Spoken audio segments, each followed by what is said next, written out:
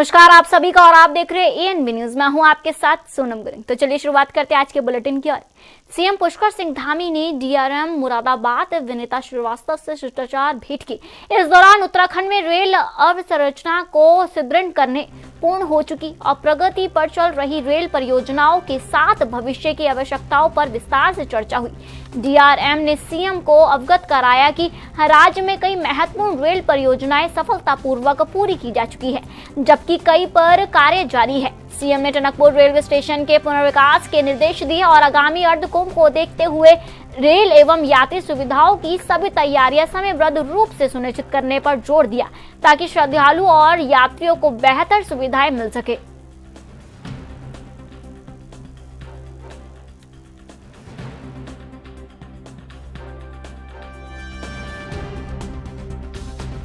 CM Pushkar Singh Dhami ने DRM Moradabad Vinita Srivastava से शिष्टाचार भेंट की है। इस दौरान उत्तराखंड में रेल अवसंरचना को सुदृढ़ करने पूर्ण हो चुकी और प्रगति पर चल रही रेल परियोजनाओं के साथ भविष्य की आवश्यकताओं पर विस्तार से चर्चा हुई है। डीआरएम ने सीएम को अवगत कराया कि राज्य में कई महत्वपूर्ण रेल परियोजनाएं सफलतापूर्वक पूरी की जा चुकी है, जबकि कई पर कार्य जारी है। सीएम ने टनकपुर रेलवे स्टेशन के पुनर्विकास के निर्देश दिए और आगामी अर्धकुंभ को देखते हुए रेल एवं यात्री सुविधाओं की सभी तैयारियां समयबद्ध रूप से सुनिश्चित करने पर जोर दिया, ताकि श्रद्धालु और यात्रियों को बेहतर सुविधा मिल सके।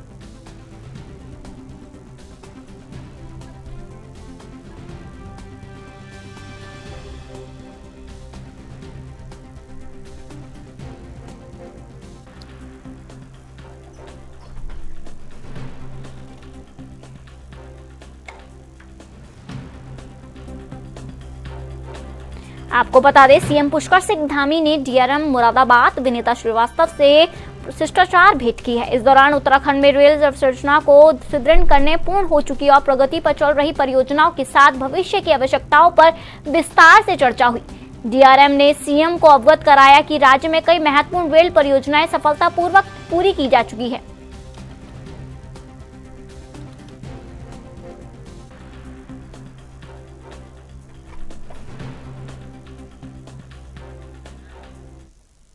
बढ़ते अगली खबर की। अल्मोड़ा में तेंदुओं का मूवमेंट शहर के कई मोहल्ले में देखा जा रहा है, जिससे आम जनता डर के साए में जी रही है। सीसीटीवी कैमरों में कई तेंदुए कैद हुए हैं। वन विभाग ने इस मामले में मॉनिटरिंग तेज कर दी है। डीएफओ दीपक सिंह के मुताबिक बीते 3 महीनों में 12 लेपर्ड रेस्क्यू किए जा चुके हैं। वन्यजीव संघर्ष की रोकथाम के लिए सभी जनपदों को अलर्ट रहने और जागरूकता बढ़ाने के निर्देश दिए हैं। लेपर्ड गणना और सुरक्षा के लिए विशेष पहल की जा रही है।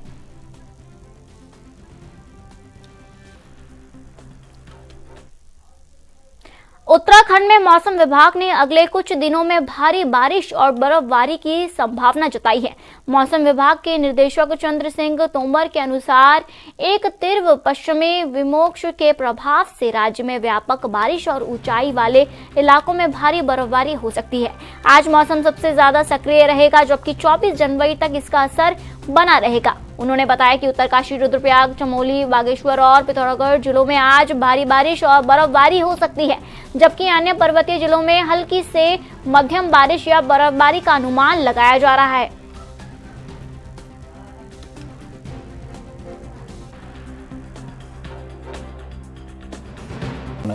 और जो 2200-2300 मीटर से ऊंचाई वाले इलाके हैं वहाँ पे बर्फबारी की संभावना, भारी हैवी रेनफॉल का भी और स्नोफॉल का चांसेस हैं।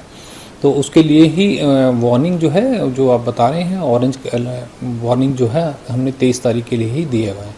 उसके बाद इसका असर थोड़ा थोड़ा धीरे कम होने लगेगा और हल्की कहीं कहीं पर जो है हमारे जो नॉर्थ में जनपद है, खासतौर से उत्तरकाशी, चमोली, पिथौरागढ़, रुद्रप्रयाग, बागेश्वर और पिथौरागढ़ में कहीं कहीं पर हल्की से मध्यम हल्की बारिश का अनुमान है अगले 24, 25 और 26 तारीख में। फिर इसके बाद दूसरा एक जो पश्चिमी विक्षोभ आ रहा है, उसमें 27 और 28 तारीख को थोड़ा सा ज़्यादा एक्टिविटी बढ़ने का संभावना है। और 27 तारीख को जो हमारे उत्तरकाशी, चमोली, रुद्रप्रयाग, पिथौरागढ़, बागेश्वर है, वहाँ पे हल्की से मध्यम दर्जे की बारिश हो सकती है। बाकी इनसे लगे हुए जो जिले हैं उनमें जो है हल्की बारिश कहीं कहीं पे हो सकती है।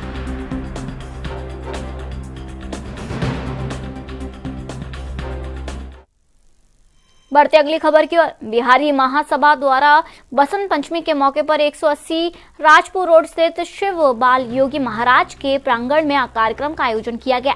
बिहारी महासभा द्वारा धूमधाम से बसंत पंचमी मनाई गई। इस मौके पर मुख्य सचिव उत्पल कुमार ने भी शिरकत की। बता दें कि मूर्ति पूजा के लिए महासभा ने हरिद्वार से मां सरस्वती की मूर्ति बनवाई। सुबह मूर्ति पूजन एवं सरस्वती वंदना एवं आरती की गई। मूर्ति पूजन के बाद स्थानीय भक्तों को भंडारे का प्रसाद वितरण किया गया। इसके बाद दोपहर में हजारों भक्तों के साथ भंडारे का आयोजन किया गया। महासभा के सचिव चंदन कुमार झा ने बताया कि बसंत पंचमी माघ महीने के शुक्ल पक्ष की पंचमी तिथि को मनाई जाती है और इसे विद्या और बुद्धि की देवी सरस्वती की पूजा के दिन रूप में विशेष महत्व दिया जाता है। पुराणों के अनुसार भगवान कृष्ण ने देवी सरस्वती को वरदान दिया था कि बसंत पंचमी के दिन उनकी पूजा होगी और ये पर्व बच्चों की शिक्षा के लिए शुभ माना जाता है।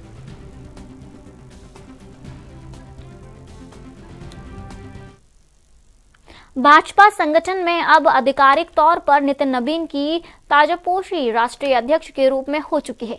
इस अवसर पर उत्तराखंड के कैबिनेट मंत्री गणेश जोशी ने उन्हें बधाई दी है। उन्होंने कहा कि भारतीय जनता पार्टी के कार्यकर्ताओं और नेताओं में इस बदलाव को लेकर भारी उत्साह है। गणेश जोशी ने यह भी कहा कि जहां अन्य दलों के राष्ट्रीय अध्यक्ष 50 वर्ष से ऊपर की उम्र के हैं, वहीं भाजपा के राष्ट्रीय अध्यक्ष युवा है। उनके नेतृत्व में पार्टी संगठन और मजबूत होगा और पार्टी को नई दिशा मिलेगी। तो मैं नितिन नवीन जी को शुभकामनाएं देता हूं, बधाई देता हूं। विश्व का सबसे अधिक युवा देश है तो भारत है। आज विश्व की आबादी का 60% युवा भारत में रहता है और आज कल उनकी घोषणा हुई है। इससे आज पूरे भारतीय जनता पार्टी के कार्यकर्ताओं में देश में एक उत्साहवर्धन हुआ है। जहां कांग्रेस का युवा और सपा का युवा 55 साल का है, हमारा युवा बिल्कुल वास्तव में युवा है और निश्चित इसके आने के बाद भारतीय जनता पार्टी को एक नई ताकत मिलेगी, नई गति मिलेगी, देश आगे बढ़ेगा। मैं उनको बहुत शुभकामनाएं देता हूं, बधाई देता हूं। उत्तराखंड की ऐतिहासिक पहल समान नागरिक संहिता यानी यूसीसी की 27 जनवरी को 1 वर्ष पूरा हो जाएगा। इस मौके पर राज्य सरकार इसे केवल सरकारी आयोजन नहीं बल्कि सामाजिक चेतना और न्याय के उत्सव के रूप में मनाने जा रही है। पहली बार 27 जनवरी को प्रदेश भर में समान नागरिक संहिता दिवस मनाया जाएगा। इसका राज्य स्तरीय कार्यक्रम राजधानी देहरादून में होगा। मुख्यमंत्री पुष्कर सिंह धामी इस आयोजन में शिरकत करेंगे। भाजपा प्रदेश महामंत्री कुंदन परिहार ने कहा कि यूसीसी लागू करने वाला उत्तराखंड देश का पहला राज्य बना है और अन्य राज्य भी इसे लागू करने के लिए प्रेरित हो रहे हैं।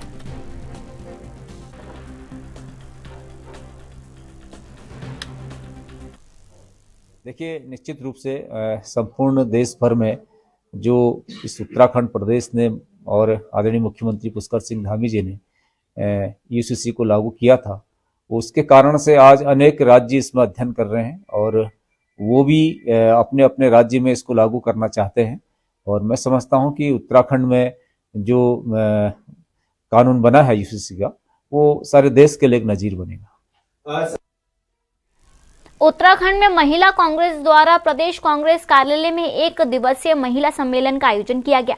सम्मेलन में महिला कांग्रेस की राष्ट्रीय अध्यक्ष अलका लांबा और राष्ट्रीय सचिव पूनम पंडित विशेष रूप से उपस्थित रही। सम्मेलन में बड़ी संख्या में महिला कार्यकर्ताओं ने भाग लिया। इस दौरान आगामी 2027 विधानसभा चुनावों को लेकर संगठनात्मक रणनीति और महिलाओं की भूमिका पर चर्चा की गई। अलका लांबा ने कहा कि संगठन को मजबूत करने के लिए वे उत्तराखंड आई है और महिला कांग्रेस बूथ स्तर से लेकर प्रदेश स्तर तक सक्रिय रूप से कार्य करेंगी।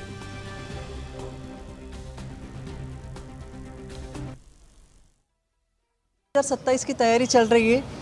हम संगठन के लिए यहाँ पे आ गए। हमारा जो संगठन सृजन जो कार्यक्रम है उसके तहत हम यहाँ पे आ गए। हम हमारे संगठन पहले ही मजबूत था, उसको अधिक से अधिक मजबूत करने के लिए हम यहाँ पे आ गए। हमारी ये संगठन की मीटिंग है। क्या संदेश देंगे इस मीटिंग में? हम ये संदेश देना चाहते कि बूथ स्तर से लेके प्रदेश स्तर तक हर एक कार्यकर्ता हम मजबूत हो।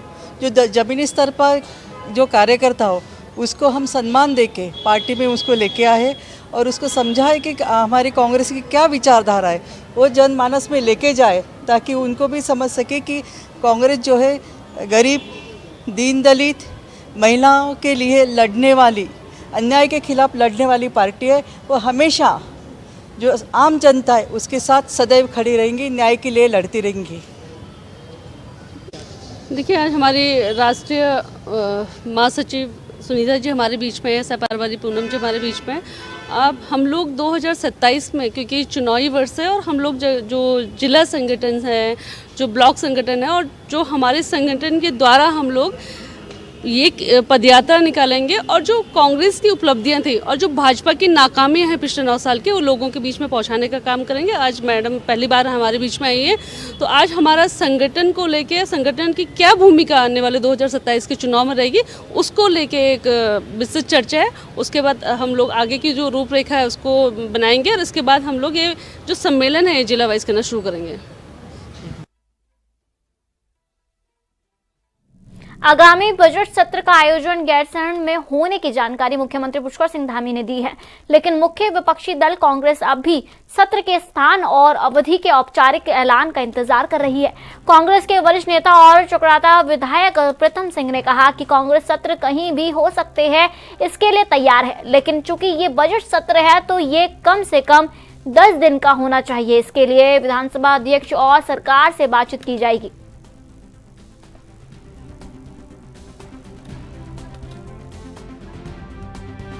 तो विधानसभा सत्र को लेकर तैयारियां शुरू हो गई हैं। कांग्रेस होने के नाते, विपक्ष के नाते आपको क्या लगता है, गैरसैंण जाएंगे या देहरादून में ही होगा? नहीं, देखिए, सत्र को आउट करने की जिम्मेदारी विधानसभा अध्यक्ष और सरकार की है और वो जहां भी सत्र आउट करना चाहेंगे, गैरसैंण करेंगे तो हम गैरसैंण जाएंगे, देहरादून में करेंगे तो हम देहरादून में जो है प्रतिभाग करने का काम करेंगे। आज प्रदेश में इतने मुद्दे हैं कि उन मुद्दों को उठाने के लिए जो समय सीमा है वो बहुत कम है। आपने देखा होगा पिछली बार भी सत्र की जो अवधि थी वो 4 दिन सुनिश्चित की गई थी, लेकिन कानून व्यवस्था को लेकर के जब हमने सरकार को घेरने का काम किया तो सत्र की अवधि को घटा दिया गया। आप सत्र कहीं भी कराएं, लेकिन सत्र की जो अवधि सुनिश्चित है वो सुनिश्चित रहनी चाहिए। और बजट सत्र है तो बजट सत्र जो कम से कम 10 दिन का होना चाहिए, ये हम विधानसभा अध्यक्ष और सरकार से कहना चाहते हैं। अच्छा भाई साहब, कल बढ़ते अगली खबर की ओर।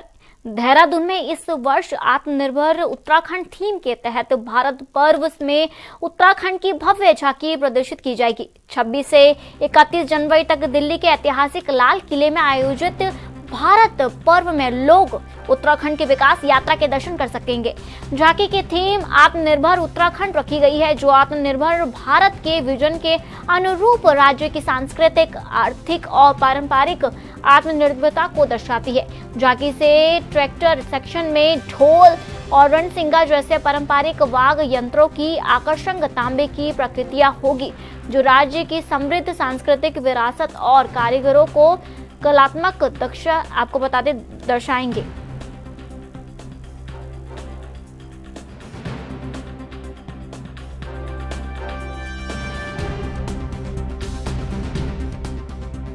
इस वर्ष गणतंत्र दिवस के अवसर पर दिल्ली के ऐतिहासिक लाल किले पर आयोजित भारत पर्व में उत्तराखंड की झांकी आत्मनिर्भर उत्तराखंड की थीम पर बनाई गई है, जो आत्मनिर्भर भारत के राष्ट्रीय विजन के अनुरूप राज्य की सांस्कृतिक, आर्थिक एवं पारंपरिक आत्मनिर्भरता को दर्शाती है। इस झांकी को आम जनमानस के लिए 26 जनवरी से 31 जनवरी तक दिल्ली के लाल किले में देखा जा सकता है। उत्तराखंड की झांकी समृद्ध सांस्कृतिक विरासत को उसकी प्राचीन शिल्पकला के माध्यम से प्रभावी रूप से प्रस्तुत करती है, जो आज भी जीवंत रूप से समाज का हिस्सा बनी हुई है। स्थानीय कारीगरों द्वारा पारंपरिक तकनीकों से निर्मित तांबे के बर्तन एवं उपकरण न केवल उत्कृष्ट शिल्प कौशल का उदाहरण है, बल्कि राज्य के सामाजिक, सांस्कृतिक एवं धार्मिक जीवन में भी इनका विशेष महत्व रहा है। वक्त हो गया एक छोटे से ब्रेक का।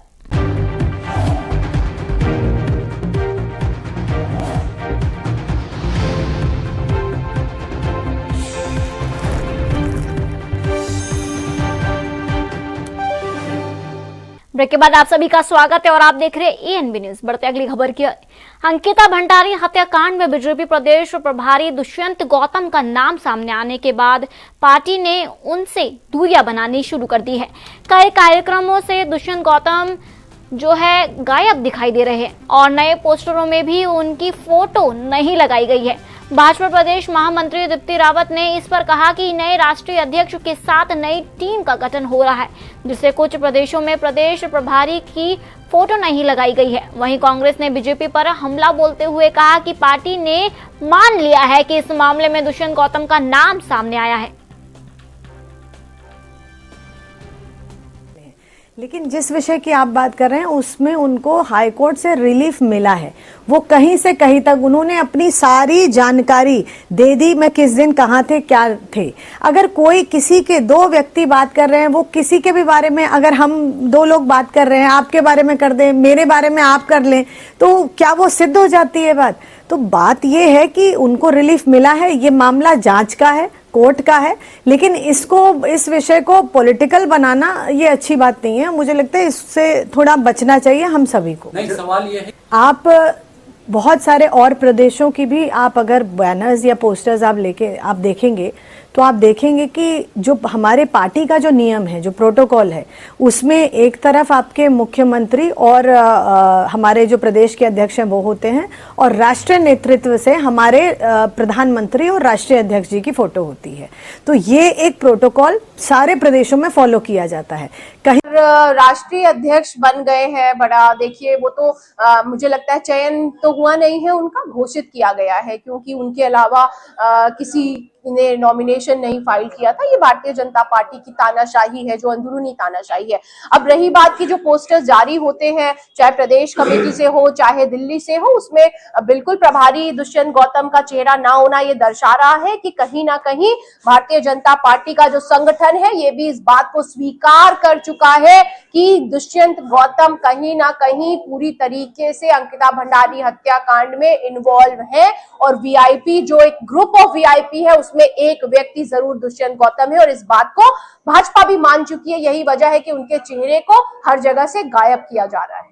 बढ़ते हैं खबरों की ओर। उत्तराखंड में ज्योतिमठ के शंकराचार्य स्वामी अवि मुक्तेश्वर नंद और उनके शिष्यों के साथ माघ मेला स्नान के दौरान अभद्रा और धक्का मुक्की का मामला तूल पकड़ता जा रहा है। उत्तराखंड के कांग्रेस प्रदेश उपाध्याय सूर्यकांत ने भाजपा सरकार पर हमला बोलते हुए कहा कि सनातन धर्म में शंकराचार्य सबसे बड़े ओहदे पर होते हैं, लेकिन उनके साथ इस तरह का बर्ताव किया जा रहा है। आपको बता दें, साथ में उन्होंने आरोप लगाया कि शंकराचार्य की बग्गी को गिराया जा रहा है और शिष्यों के साथ मारपीट की जा रही है। उन्होंने इस मामले में जिम्मेदारों के खिलाफ कड़ी कार्रवाई की मांग की है।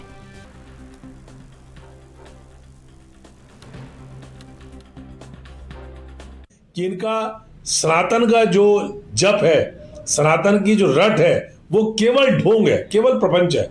इनको सनातन से कोई लेना देना नहीं है, सनातन परंपराओं से कोई लेना देना नहीं है। इनको केवल सनातन जो है वो वोट के टाइम याद आता है। और आप इससे अंदाजा लगा सकते हैं कि जिस प्रकार से माघ मेले में इलाहाबाद में हमारे ज्योतिर्मठ के शंकराचार्य अभिमुक्तेश्वरानंद जी के साथ जो व्यवहार किया गया, जिस प्रकार से उनको स्नान करने से रोका गया, जिस प्रकार से क्यों रोका गया, क्योंकि वो सरकार की व्यवस्थाओं के खिलाफ बात करते हैं।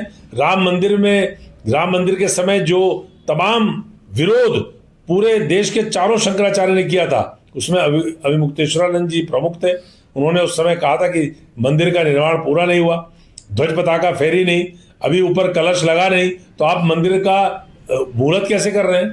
तो उनके विरोध के कारण आज उनसे सरकार ने बदला ले लिया। माघ मेले में अगर शंकराचार्य गंगा जी में और संगम में स्नान नहीं करेंगे तो कौन करेगा? सबसे पहले उनको जिस प्रकार से उनके साथ धक्का मुक्की की गई, उनके तमाम जितने वेद पाठी थे, उनके शिष्य थे, उनके साथ पुलिस ने मारपीट करी, भद्दी भद्दी गालियां दी, आदिगुरु शंकराचार्य को भी गालियां दी। बढ़ते अगली खबर की ओर। तहसील प्रशासन ने हाल ही में गदरपुर से भाजपा विधायक अरविंद पांडे के गुलबोर्ज स्थित आवास पर अवैध अतिक्रमण को लेकर नोटिस चस्पा किया।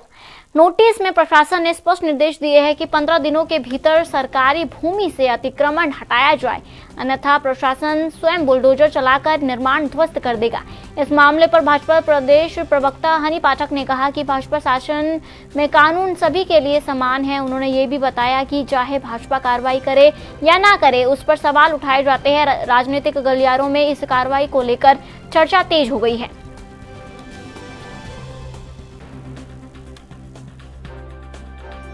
देखिए, अगर कार्यवाही करी जाती है तो भी भारतीय जनता पार्टी गुनहगार, कार्यवाही नहीं करी जाती है तो भी भारतीय जनता पार्टी गुनहगार। अगर किसी भी प्रकार का अतिक्रमण कहीं पर भी पाया जाता है तो अभी आपने देखा होगा, जब से धामी जी मुख्यमंत्री बने हैं तब से 1000 से ज्यादा हमारी सरकारी जमीन एकड़ को खाली कराया गया है। उसी प्रकार से कहीं भी किसी भी प्रकार का अतिक्रमण होगा, भले ही वो भारतीय जनता पार्टी के किसी भी कार्यकर्ता, नेता, विधायक, मंत्री, किसी के यहाँ भी अगर अतिक्रमण पाया जाएगा तो निश्चित रूप से उस पर कार्रवाई होगी। और हमारे कोई भी विधायक, कोई भी जनप्रतिनिधि इन चीजों को नकार नहीं रहे हैं। उन्होंने अपनी एक बात रखी है कि वो टीन शेड का है और वो उन्होंने जन सुविधाओं के लिए किया हुआ है, तो उस बातों पर भी गौर किया जाएगा। निश्चित रूप से गलत को भारतीय जनता पार्टी गलत ही कहती है और सही को गलत सही ही कहती है।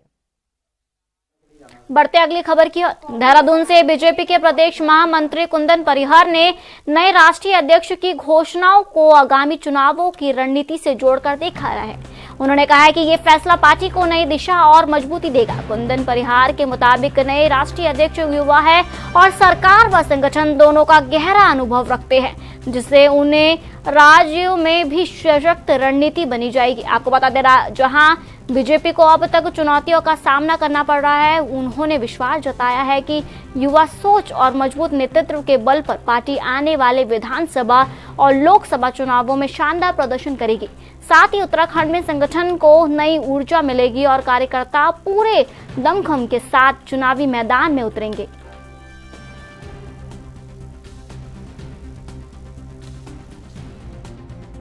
देखिए, हम सब कार्यकर्ताओं के लिए बहुत ये हर्ष का अवसर है कि जब हमारे राष्ट्रीय अध्यक्ष जी की विधिवत रूप से घोषणा हुई है, और वो भी तब जब वो एक युवा है और युवा होने के साथ साथ उनको सरकार का भी अनुभव है, संगठन का भी अनुभव है, और एक युवा सोच के साथ जो भारतीय जनता पार्टी की जो राज्य अभी तक चुनौती बने हुए हैं, हम समझते हैं कि उन राज्यों में भी एक ऐसी रणनीति उनके नेतृत्व में बनेगी। और निश्चित रूप से हमारा विश्वास है कि उन राज्यों में भी हम विजयश्री प्राप्त करेंगे। और जहां तक उनके विधिवत घोषणा का संबंध है और उत्तराखंड राज्य का हमारा संपर्क है, तो हम समझते हैं कि इस उत्तराखंड राज्य में भी उनके राष्ट्रीय अध्यक्ष बनने से एक हम सब कार्यकर्ताओं में नई ऊर्जा का संचार हुआ है।